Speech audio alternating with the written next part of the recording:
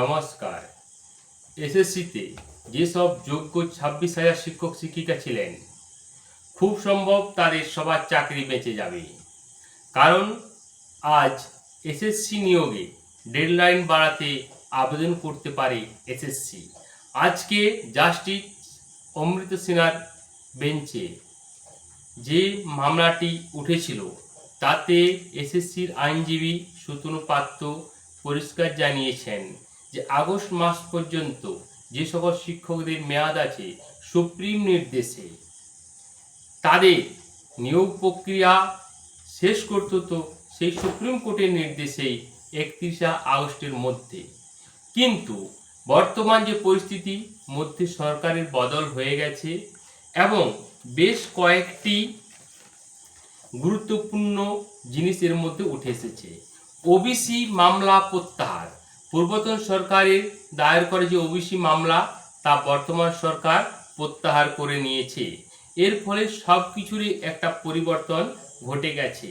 এসএসসির আইনজীবী সুতনু পাত্র পরিষ্কার জানিয়েছেন যে এই মুহূর্তে এসএসসি তাদের সব রকম নিয়োগ প্রক্রিয়া বন্ধ রেখেছে, সব রকমের নিয়োগ প্রক্রিয়া বন্ধ রেখেছে। এটাও কিছুদিন আগে বর্তমান সরকারের মাননীয় শিক্ষামন্ত্রী এই কথার ইঙ্গিত দিয়েছিলেন। যাই হোক, জাস্টিস অমৃতা সিনহার বেঞ্চে আজকে যে মূল বক্তব্য যে 31 আগস্টের মধ্যে তাদের নিয়োগ প্রক্রিয়া সম্পূর্ণ করা বর্তমানে সম্ভব নয়, এটা মোটামুটি সুতনু পাত্র এসএসসির আইনজীবী তিনি জানিয়েছেন। জাস্টিস অমৃতা সিনহার পর্যবেক্ষণ যে পূর্ব অভিজ্ঞতায় যে 10 নম্বর তারপরে একটি মামলা রয়েছে, সংরক্ষণ সংক্রান্ত ইস্যুতেও মামলা রয়েছে, এছাড়া নতুন নিয়োগ ও পুরনো নিয়োগ তার মধ্যেও মামলা রয়েছে। এতগুলো মামলাকে সরিয়ে বা এতগুলো মামলা নিষ্পত্তি ঘটিয়ে 31শে আগস্টের মধ্যে যোগ্য শিক্ষকদের চাকরি বাঁচানোটা একটু কঠিন হয়ে যাচ্ছে, তাই সময় প্রয়োজন। এজন্যে এসএসসি কি ভাবছে যে তারা যে কথা দিয়েছিল যে 31 আগস্টের মধ্যে এসএসসি ও মধ্যশিক্ষা পর্ষদ সুপ্রিম কোর্টে জানিয়েছিল যে 31 আগস্টের মধ্যে নিয়োগ প্রক্রিয়া সম্পন্ন করবে, কিন্তু এমত অবস্থায় সম্ভব নয়। তাই জাস্টিস অমৃতা সিনহা পরিষ্কার জানতে চেয়েছেন যে এমত অবস্থায় এসএসসি কি করবে। এসএসসি তার উত্তরে পরিষ্কার জানিয়ে তারা আরো মিনিমাম 2 সপ্তাহ সময় বাড়তি চেয়ে তারা সুপ্রিম কোর্টে যাবে।